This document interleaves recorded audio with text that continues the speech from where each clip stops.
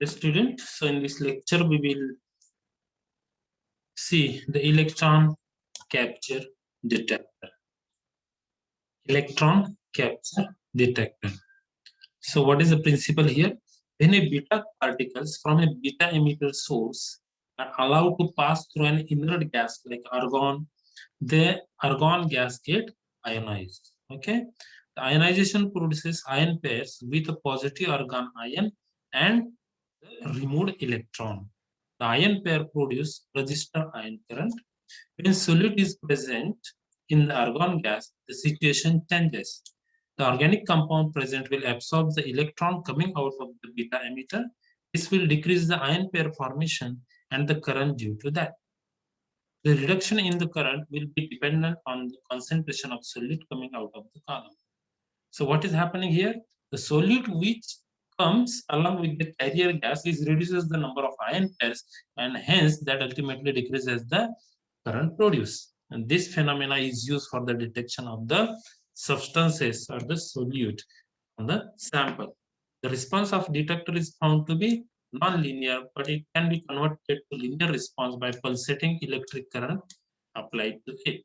Okay, the detector is selective in its response and hence cannot be used in general for all type of compound.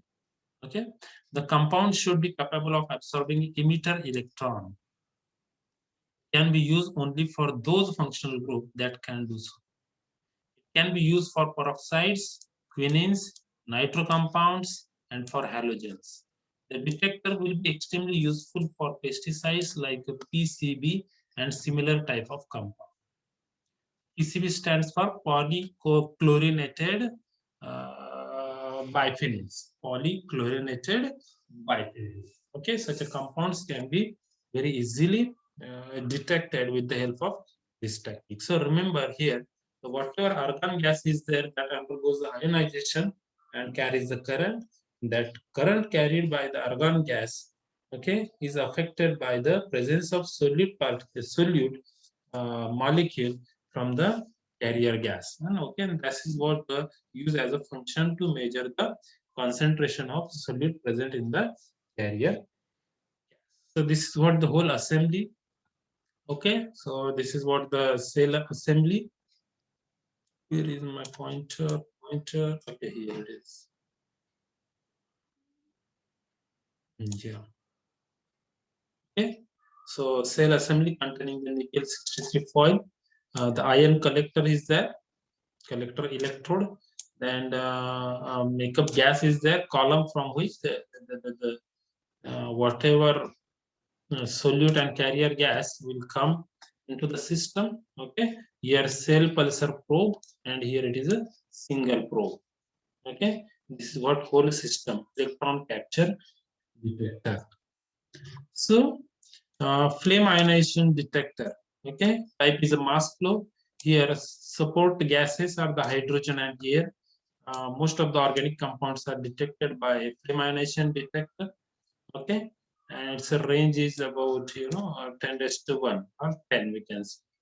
Then a thermal conductivity detector, it determines the concentration type of detector. Okay, this is a concentration type of detector. Then the support gases are working as a reference. Its selectivity is universal. It determines maximum compounds. Okay, then the electron capture detector, it is also concentration type detector. So support gases are the makeup out there.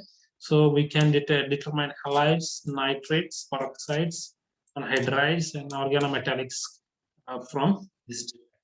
Okay, so we'll see now the comparison between all three type of detector. So in the thermal conductivity detector, the thermal conductivities of the component and carrier gas cool the filament to a differing extent, and the resistance of the filament then changes. Okay, here in flame ionization detector, sample component are burned in the hydrogen and air. So ionization of the component leads to the ion current. And in the electron capture detector, beta ray source ionizes the pure carrier gas to produce the ions and electrons. And the component having affinity for the electron will capture the electron, thereby decreasing the current, and that will be the use for the detection of the concentration of the component. The carrier gas used in the thermal conductivity detector is a helium and hydrogen. And in the flame ionization detector, carrier gas is a helium and nitrogen. And in the electron capture detector, the carrier gas is methane with helium, nitrogen, and argon. So in the thermal conductivity detector, okay, detector is a simple, inexpensive, then sturdy, non-destructive, but has a very low sensitivity. The flame ionization detector is expensive and destructive in nature, so it destructs the sample. It is 1,000 times more sensitive than the thermal conductivity detector. And the electron capture detector is expensive, it is non-destructive in nature, and it is highly sensitive. Okay. So in the thermal conductivity detector, temperature changes in the flow rate of the mobile phase will affect the functioning of the detector. Okay. Temperature and a change in the flow rate of the mobile phase will affect the functioning of the detector. What factors? Temperature and change in flow rate affect. In the flame ionization detector, it is independent of flow rate of the mobile phase, and it is a mass sensitive. The temperature in the electron capture detector, temperature limitations, and require easily ionizable carrier gas. Okay, so key point in thermal conductivity detector. So detector is used for the analysis of organic and inorganic compounds. Okay, a flame ionization detector is used for the analysis of organic compound, but not used for the inorganic compounds like water, carbon dioxide, carbon monoxide, sulfur dioxide, and NOx type of substances.